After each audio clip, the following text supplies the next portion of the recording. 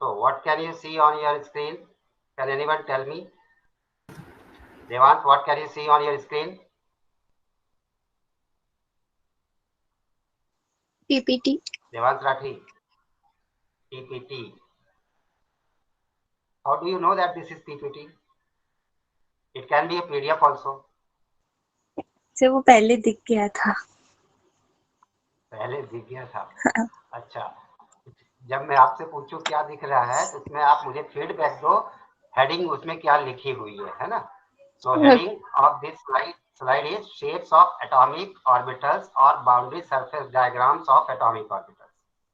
And we studied these shapes yesterday, but we are going to have a quick revision of this. The p orbitals have a dumbbell shape which have two lobes. In these lobes, electron density is present. Fine. And this black circle is the nucleus of p orbital, and the plane passing through this nucleus is called as angular node or simply nodal plane.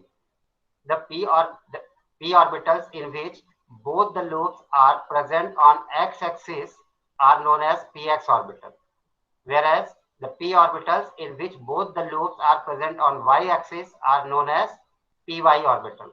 Similarly, the p orbitals on which both the lobes or both the electron density lobes are located on z-axis are called pz orbital. The size of p orbitals decreases as the value of principal quantum number decreases. Here you can see the principal quantum number in first case is 5, so it is 5p. In second case it is 4p, means principal quantum number is 4. Then 3p means principal quantum number 3. Then 2p means principal quantum number 2. So as the value of principal quantum number decreases, then accordingly the size of p orbitals also decrease.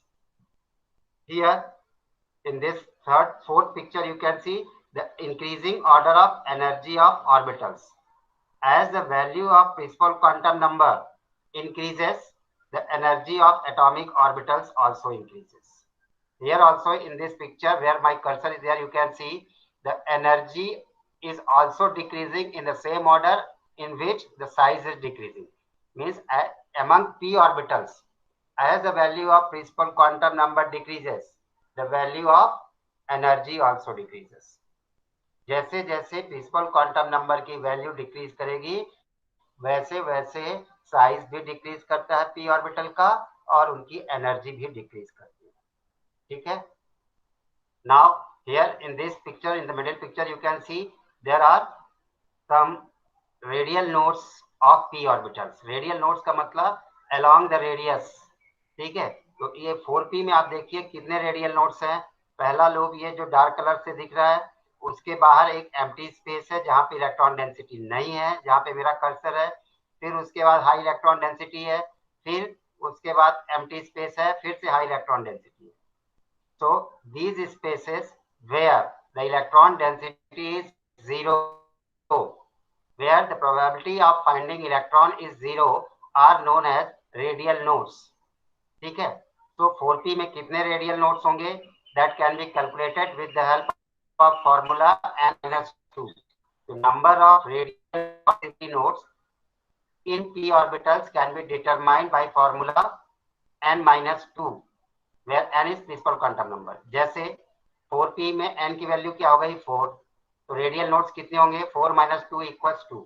आप देख सकते हो picture में दो है. एक तो यहाँ पे जहाँ कर्सर रखा हुआ है, ठीक है, जहाँ पे एम्प्टी स्पेस है, कोई भी इलेक्ट्रॉन नहीं है, और उसके ऊपर एक और है. तो 4p में दो है, जबकि 3p में कितने रेडियल नोड्स हैं? ओनली 1.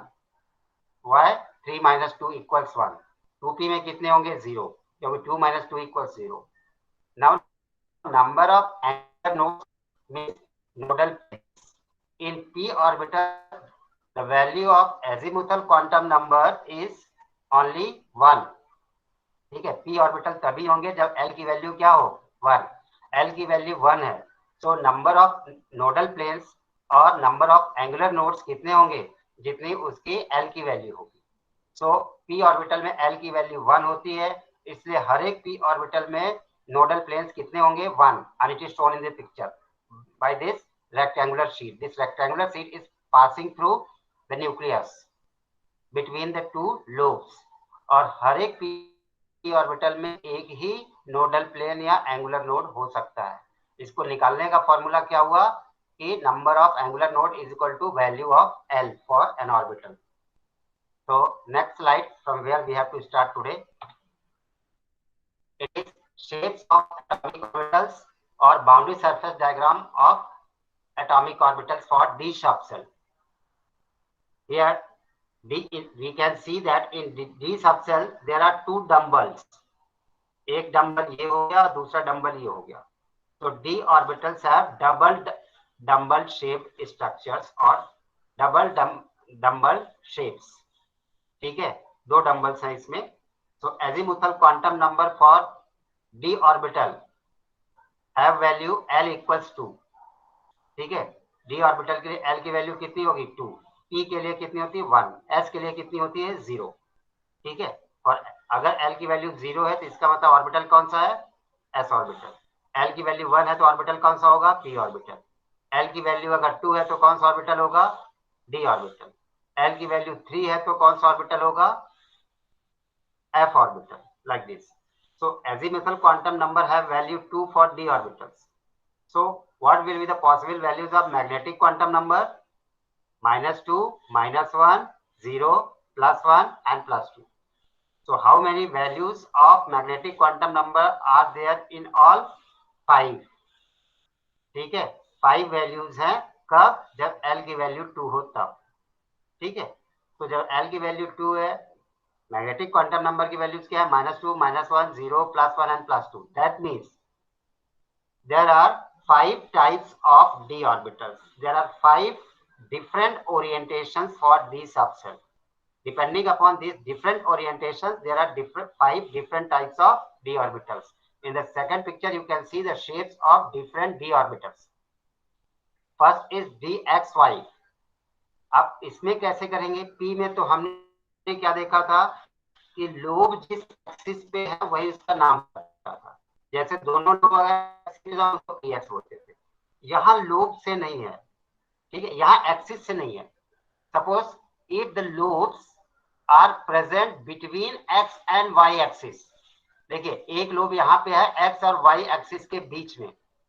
ठीक है, और दूसरा लोब कहाँ पे है, ये भी x और y के बीच में है. So in this figure, all the lobes of d orbitals are present in between x and y axis, that is on the plane constituted by x and y axis. So d orbitals के दोनों lobe x y plane पे present है. x y axis नहीं, x y plane पे, मतलब x axis और y axis के बीच में. ऐसे ऑर्बिटल का नाम क्या होता है, dx square minus y square. यहाँ पे माइनस का मतलब सब्ट्रैक्ट नहीं है, ये सिर्फ नेम है.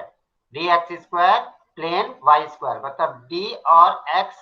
अब इसको देखिए, यही नाम क्यों दिया गया, क्योंकि यहाँ पे एक्स वाई प्लेन पे है, इसलिए एक्स वाई दिया गया. अब एक्स स्क्वायर क्यों किया गया है, क्योंकि एक्स वाई प्लेन पे दो लोब्स है. ठीक है, और फिर एक्स वाई प्लेन पे भी दो लोब्स हैं, इसलिए इसको वाई एक्स स्क्वायर और वाई स्क्वायर नाम दिया गया. इससे नाम से आपको जाने की जरूरत नहीं है. इसको एक्स स्क्वायर वाई स्क्वायर सिर्फ इसलिए कहते हैं क्योंकि सभी चार के चार जो लोब्स हैं वो कहाँ प्रेजेंट है, एक्स और वाई एक्सिस के द्वारा कंस्टिट्यूटेड एक्स वाई प्लेन पर. अंडरस्टूड. सो सॉरी, ये नीचे वाला हो गया, ऊपर वाला उल्टा हो रहा. देखिए, ऊपर फर्स्ट क्या है, d x y. D x y इसको क्यों बोलते हैं, एक बार फिर से आप ध्यान से सुन लो.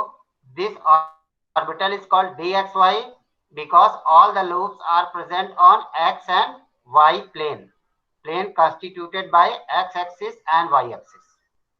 Similarly, second type is dyz. Why it is called dyz? Because all the lobes are present on the plane constituted by x axis and y axis and z axis. ये देखिए, ये आपकी हो गई इधर y एक्सिस और ये हो गई z एक्सिस. इन दोनों के बीच में जो ये वर्टिकल प्लेन खड़ा हुआ है, इसी प्लेन पे चारों लोब्स हैं, इसलिए इसको हम बोलते हैं डी वाई जेड. ऑर्बिटल, ठीक है। या प्लेन नहीं समझ में आया तो ऐसे समझ सकते हैं कि वाई एक्सिस और जेड एक्सिस के बीच में इसके लोब्स होंगे। तो सारे लोब्स क्या है, वाई और जेड के बीच में हम क्या बोलते हैं, डी वाई जेड बोलते हैं, ठीक। डी एक्स जेड किसको बोलेंगे, जब लोब्स कहाँ प्रेजेंट हो, between x axis and Z axis. देखिए ये एक्स एक्सिस हो गया, ऊपर जेड एक्सिस हो गया, तो एक्स और जेड के बीच में लोब्स प्रेजेंट है, ठीक है। when the lobes are present between x axis and z axis, then the d orbital is called dzx or dxz orbital. Then the fourth type in which the lobes are present on y axis and z axis, sorry y axis and x axis. ये देखिए x axis पे दोनों lobe present है, दो lobe present है x axis पे इसलिए x square, दो लोब प्रेजेंट है y axis पे इसलिए इसको क्या बोल दिया y square. So the fourth type of d orbital is that in which the lobes are present on x-axis and y-axis. And the fifth type of d orbital is dz square orbital. इसमें क्या होता है, एक dumbbell z axis पे present है और दूसरा dumbbell जो है वो डीजेनरेट हो जाता है, उसकी जो इलेक्ट्रॉन डेंसिटी है वो तीनों प्लेन पे यूनिफॉर्मली डिस्ट्रीब्यूट हो जाती है, जैसे ऑर्बिटल्स में होता है स्फेरिकल या सर्कुलर फॉर्म में। सो एक डबल डंबल होता है जिसमें से एक डंबल कहाँ होगा, जेड एक्सिस पे, और जो दूसरा डंबल है वो डंबल फॉर्म में नहीं रह जाता बल्कि उसकी इलेक्ट्रॉन डेंसिटी तीनों प्लेन में इक्वली डिस्ट्रीब्यूट हो जाती है। इन this way we came to know what are 5 different types of d orbitals. Have you understood the shapes of d orbitals? Yes sir. Sir sir fourth वाला वापस बता दीजिए। ये फोर्थ वाला ना जिसपे कर्सर है, d x square y square, Rumisha यही है क्वेश्चन? यस सर हाँ यस सर। तो d x square y square उस डी ऑर्बिटल को कहते हैं जिसमें दो लोब्स, मतलब एक डंबल वाई एक्सिस पे है और एक डंबल एक्स एक्सिस पे है, ठीक है। So one of the dumbbell is present on x-axis and other dumbbell is present on y-axis. Then it is called dx square y square.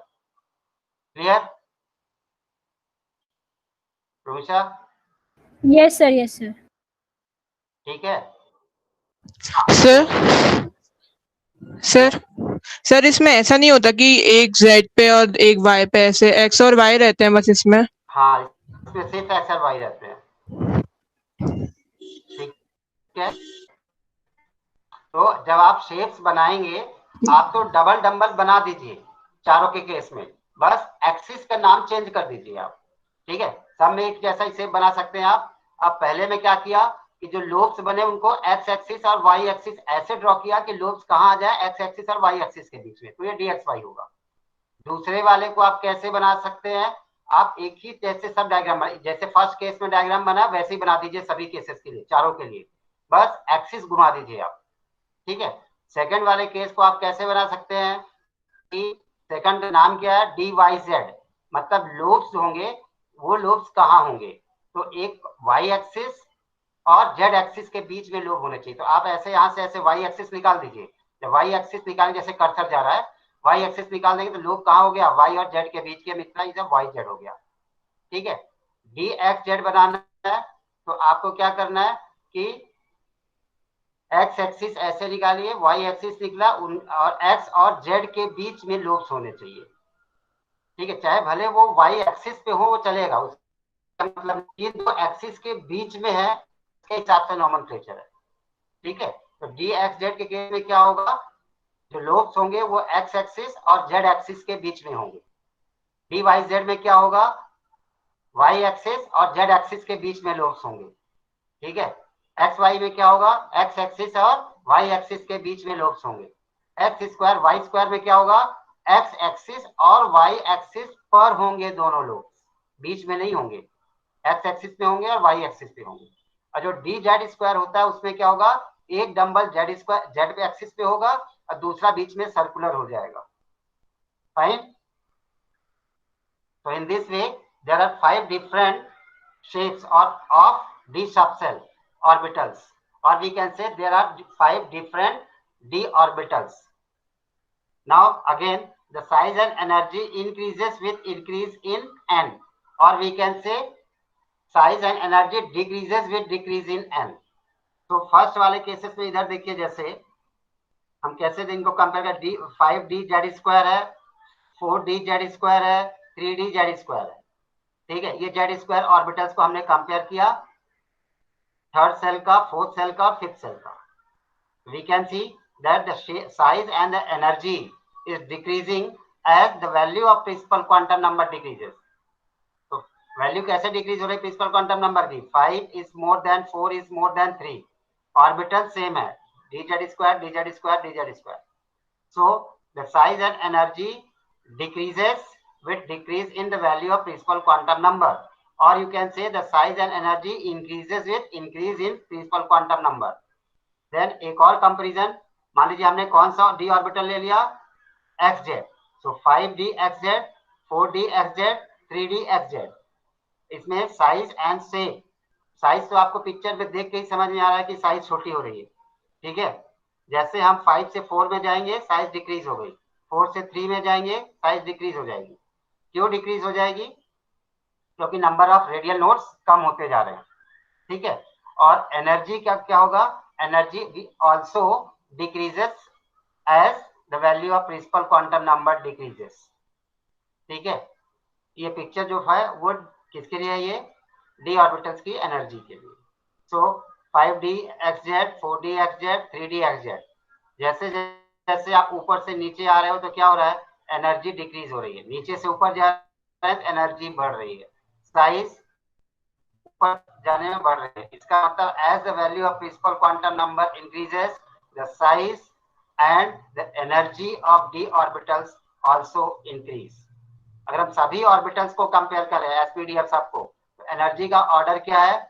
सबसे कम एनर्जी है 1s ऑर्बिटल की, फिर 2s की, उसके बाद 2p की, फिर उससे ज्यादा है 3s की, 3s से ज्यादा 3p की, 3p से ज्यादा 4s की, 4s से ज्यादा 3d की, 3d से ज्यादा 4p की, 4s से ज्यादा 4p से ज्यादा 5s, लाइक दिस। आप क्लिक कर सकते हैं, स्क्रीन पर सकते हैं।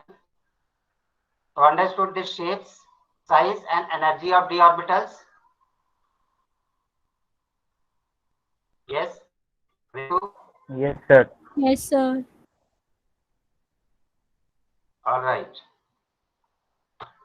So next, shape of atomic orbitals or boundary surface diagram of atomic orbitals continued. Here you can see d orbitals. How can we calculate the number of radial nodes? ठीक है, radial nodes को सिर्फ nodes ही बोलते हैं और angular nodes को plane बोलते हैं, nodal plane. So the number of radial nodes for d orbital is equal to n-3। D orbital के लिए क्या था? n-2, यहाँ पे क्या है? n-3। Number of radial nodes for D orbitals is n-3। इसका मतलब जैसे हमारा हो गया 4d, तो 4d के लिए नंबर ऑफ रेडियल नोड्स कितने हो जाएंगे? 4 - 3 = 1, ठीक है। सो n-3 = 1, 4 - 3 = 1। इसका मतलब 4d ऑर्बिटल में सिर्फ एक ही रेडियल नोड होगा, मतलब सिर्फ एक ही ऐसा स्पेस होगा जहां पे इलेक्ट्रॉन के पाए जाने की संभावना 0 होगी। It will be completely empty, ठीक है। Similarly if we take 3d orbital, तो 3d ऑर्बिटल में रेडियल नोड्स कितने हो जाएंगे? 3 - 3 = 0। इसलिए पिक्चर में एक भी रेडियल नोड इसमें दिखाया नहीं गया, कोई भी एम्प्टी स्पेस नहीं मिला। अच्छा, एक क्वेश्चन आपसे, क्या 2d ऑर्बिटल पॉसिबल है? इस 2d orbital No, sir. No No, No, sir. sir. No, क्योंकि principal quantum, yes correct, wonderful, क्योंकि प्रिंसिपल क्वांटम नंबर की वैल्यू होगी 2, ठीक है। तो एल की वैल्यू क्या हो जाएगी? 0 और 1, बस। वैल्यू 0 है तो क्या कहलाएगा? वो 2s कहलाएगा, और एल की वैल्यू 1 है तो 2p कहलाएगा। एल की वैल्यू 3 होगी ही नहीं अगर n = 2 है, इसका मतलब 2d orbital cannot exist. Similarly, 1p orbital cannot exist.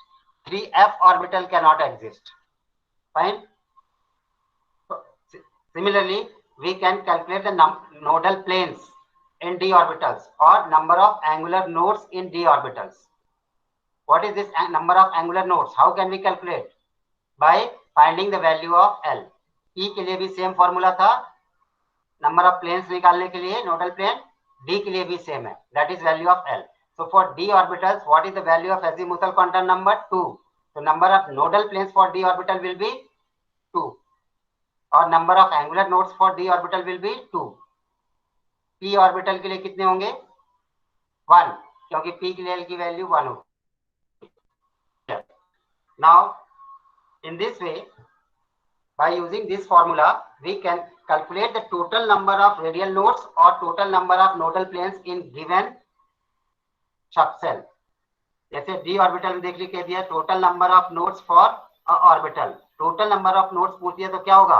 Some of angular node plus radial nodes. Number of angular nodes के लिए फॉर्मूला क्या है? l. Number of radial nodes के लिए फॉर्मूला क्या होता है? n minus l. ठीक है, so l plus n minus l minus 1. ठीक है, सो n माइनस l माइनस 1 कर दिया गया इसको, जबकि हमने क्या किया था? n माइनस 2 किया था, तो वही आ जाएगा. तो यहाँ देखिए माइनस l और plus l cancel out, this gives the value n minus 1. तो total number of nodes for a orbital equals n minus 1. D orbital के लिए टोटल नंबर ऑफ नोड्स की बात हो रही है, रेडियल नोड्स की बात नहीं हो रही, ध्यान रखना आप. ठीक है, radial nodes plus angular node दोनों का सम डी ऑर्बिटल के लिए निकालने के लिए फॉर्मूला क्या होगा? n minus 1. और अब ये n माइनस 1 कैसे आया वो आप देख सकते हैं ऐसे कि it is equal to sum of angular node plus sum of radial nodes. Angular nodes के लिए फॉर्मूला क्या निकाला अभी? l is equal to angular node equals l, और रेडियल नोड्स के लिए n minus 1 minus n minus l minus 1. ठीक है, अब माइनस l और ये plus l cancel out, n minus 1 हो गया क्या? टोटल नंबर ऑफ नोड्स निकालने के लिए, चाहे वो एंगुलर हो या ऑर्बिटल हो, दोनों का सम निकालने के लिए. Now for d orbital, the total number of nodes for d orbital equals n minus 1. अभी आपने देखा ये formula. The total number of nodes for a d orbital equals n minus 1. Total number of nodes for 3d orbital निकालने के लिए exam में आपको दे दिया, जेई मेंस के पेपर में दे दिया, how many number of nodes are there in 3d orbitals. कैसे निकालेंगे? तो डायरेक्ट फॉर्मूला याद रखना कि number of total number of nodes equal to n minus 1. So 3 minus 1 equals 2. ठीक है, now for d orbital l equals to, l की value 2 होती है. नंबर ऑफ एंगुलर नोड्स कितने होंगे उसमें निकालना, क्या हो जाएगा? l equals to number of angular nodes equal to क्या होता है? Value of l. तो number of angular nodes equals 2 for d orbitals, चाहे वो कोई सा भी d ऑर्बिटल हो, 3d हो, 4d हो, 5d हो, सबके लिए नंबर ऑफ एंगुलर नोड्स की वैल्यू क्या हो जाएगी? 2. जबकि नंबर ऑफ रेडियल नोड्स कैसे निकालेंगे? n minus l minus 1. ठीक, इक्वल्स, अब 3d के लिए निकालना क्या हो जाएगा? n की वैल्यू 3, l की value 2 minus 1. So 3 minus 2 equals 1, 1 minus 1 equals 0. For 3d orbital the number of angular nodes would be 0. Clear?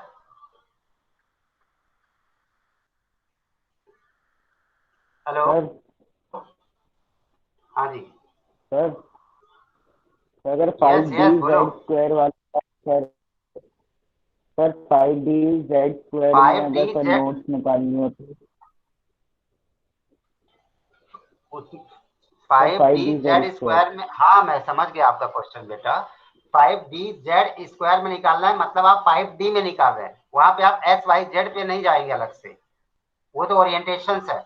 जब आपसे पूछ क्या होगा ओरिएंटेशन, तो उसमें नंबर ऑफ नोडल प्लेन तो सेम ही है, चाहे 5d स्क्वायर हो, 5 चाहे 5dxy हो.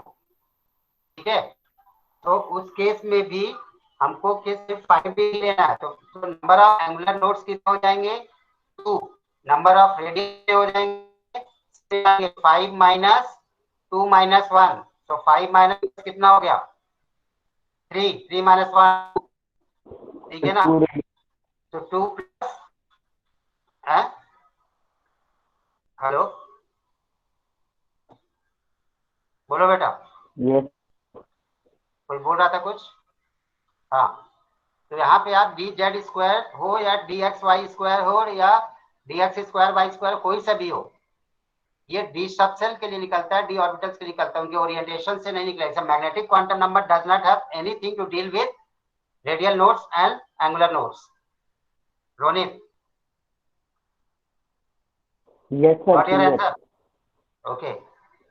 Yes, So sir. next, now energy level diagrams for single and multi electron species. Can you tell me some single electron species? Single electron species means इसमें सिर्फ एक ही इलेक्ट्रॉन हो, जैसे hydrogen, helium positive, lithium di positive, beryllium tri positive. These are called one electron species or single electron species.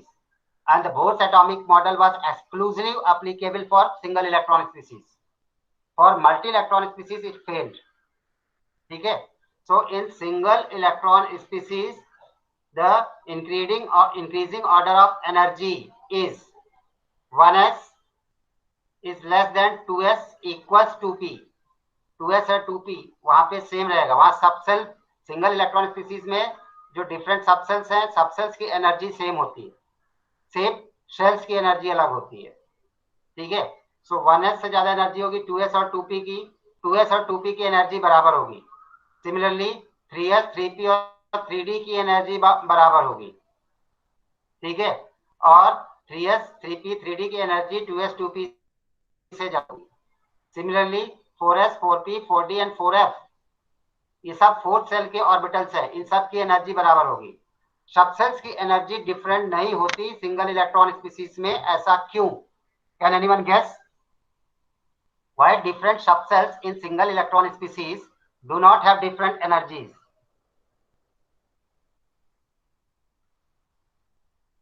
बोलो बेटा. आप देखिए सिंगल इलेक्ट्रॉन स्पीसीज में सभी सबसेल्स की, एक ही सेल के जो सबसेल्स हैं उनके सभी ऑर्बिटल्स की एनर्जी एक जैसी होती है, कम ज्यादा नहीं होती. Any guess? सर क्योंकि इलेक्ट्रॉन की एनर्जी सेम होती है. क्यों होती है सेम? वही तो पूछ रहा हूं मैं. सर शायद क्योंकि एक ही इलेक्ट्रॉन होता है. एक्सीलेंट. क्योंकि एक ही इलेक्ट्रॉन होता है इसलिए इलेक्ट्रॉन्स के बीच में रिपल्शन होने की पॉसिबिलिटी नहीं है.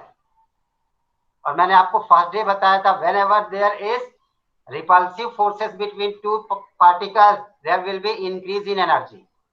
सिंगल इलेक्ट्रॉन स्पीसीज में एक ही इलेक्ट्रॉन है तो इलेक्ट्रॉन इलेक्ट्रॉन के बीच में रिपल्सन पॉसिबल है ही नहीं.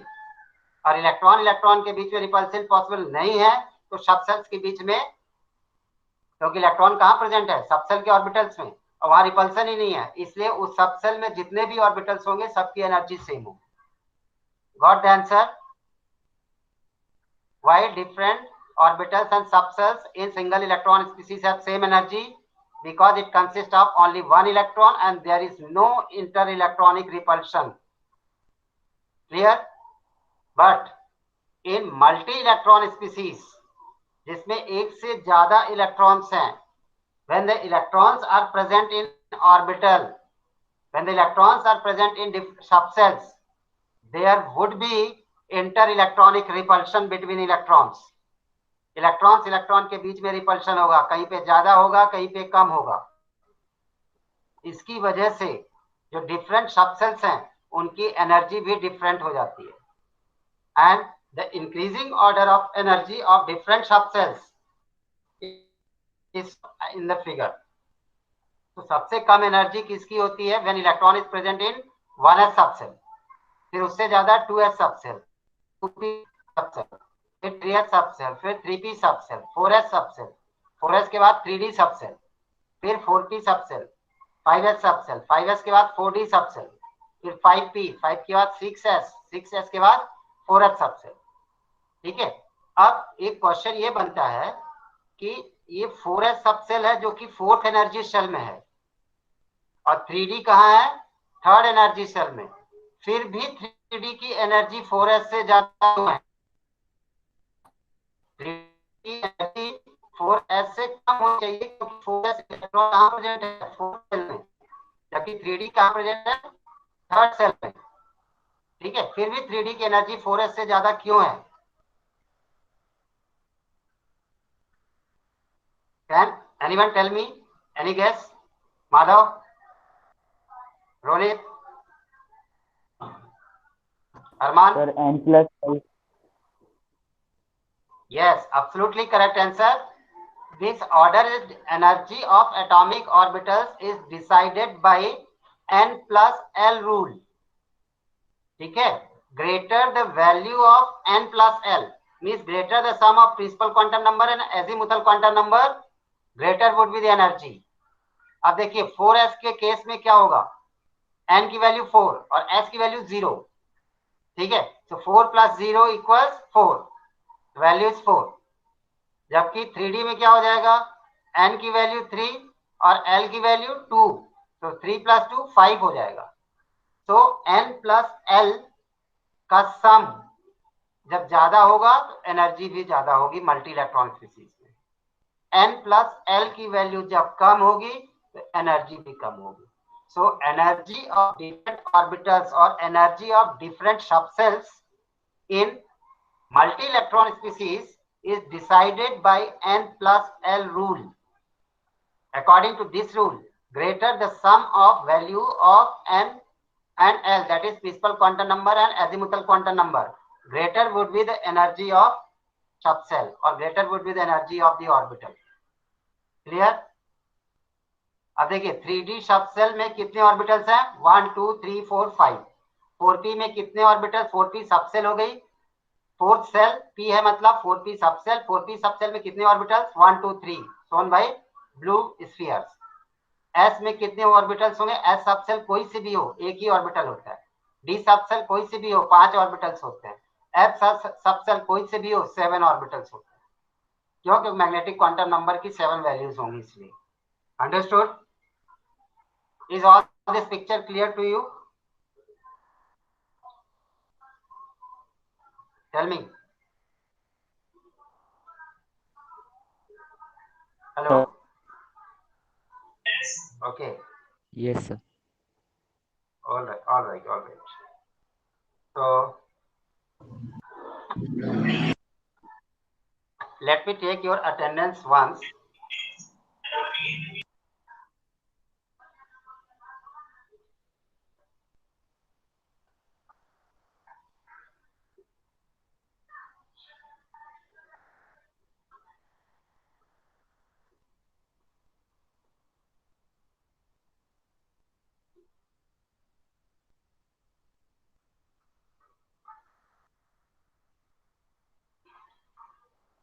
All right, children.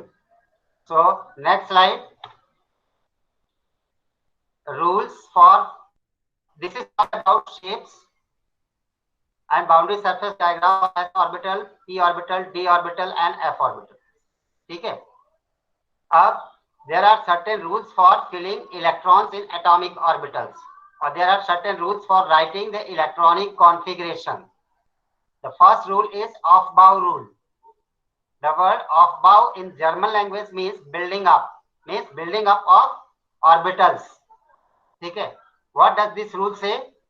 In the ground state of an atom, the electrons are filled progressively to the various orbitals in decreasing order of energies, starting from in increasing order of energies starting from the orbital of lowest energy.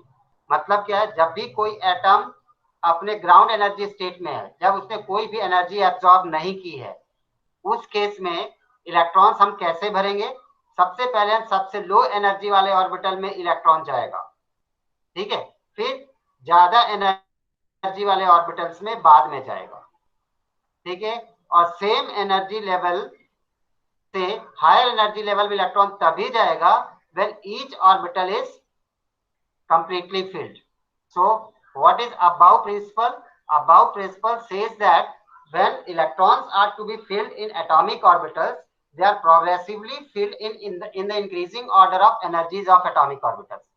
अब ये order कैसे decide करें, याद करना हो सकता है भूल जाए, इसको हम कैसे डिसाइड करें कि किसकी एनर्जी कम किसकी ज्यादा, उसके लिए ये पिक्चर दी हुई है. सबसे पहले हम क्या लिख लेते हैं, 1s ऑर्बिटल्स एक वर्टिकल कॉलम में. कैसे लिखा, 1s 2s 2p 1s 2s 3s 4s 5s 6s 7s. एक वर्टिकल कॉलम में s ऑर्बिटल्स लिख लिए. फिर उसके आगे राइट साइड में दूसरे वर्टिकल कॉलम में p ऑर्बिटल्स लिख लिए. p ऑर्बिटल कौन कौन से होंगे, 2p 3p 4p 5p 6p 7p, ठीक है।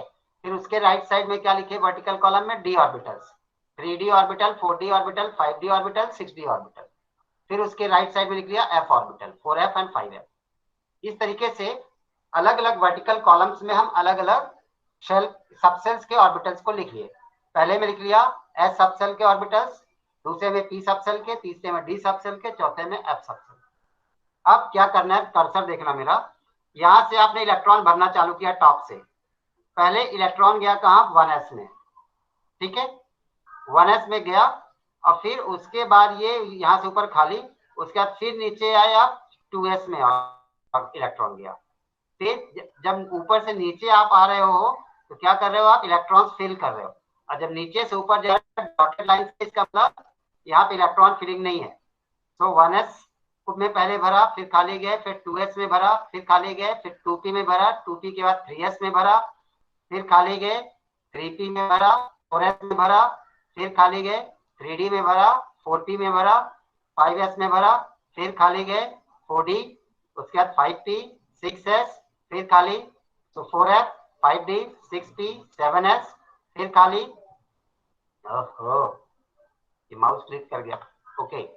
उसके बाद फिर 4f के बाद फिर क्या आया, 5d 6p 7s, 7s के बाद फिर खाली गए 4f 6p 7p। सो जब आप ऊपर से नीचे आए तो इलेक्ट्रॉन फिल होगा, जब नीचे से ऊपर जाए तो इलेक्ट्रॉन फिल नहीं होगी। In this way we can decide the correct increasing order of energy of atomic orbitals. Here the order is correct, but the symbol used is misprinted. यहाँ पे ग्रेटर देन का साइन मैंने लगा दिया है, it should be less than, ठीक है। तो इसको करेक्ट कर लेंगे, तो इसको साइन चेंज कर लेंगे, 1s इज ग्रेटर देन लिखा ना, 1s is greater than 2s, इसको 1s is less than 2s कर लेना।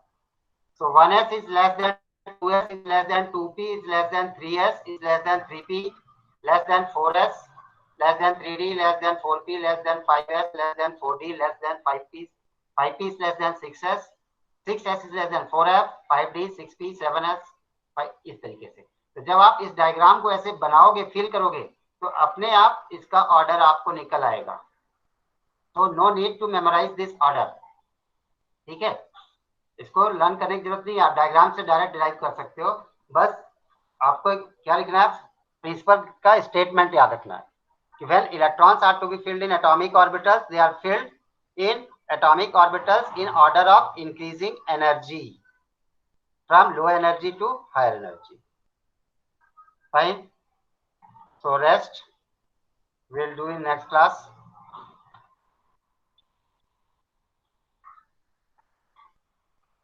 चिल्ड्रन, हाउ आर यू, समझ में आया?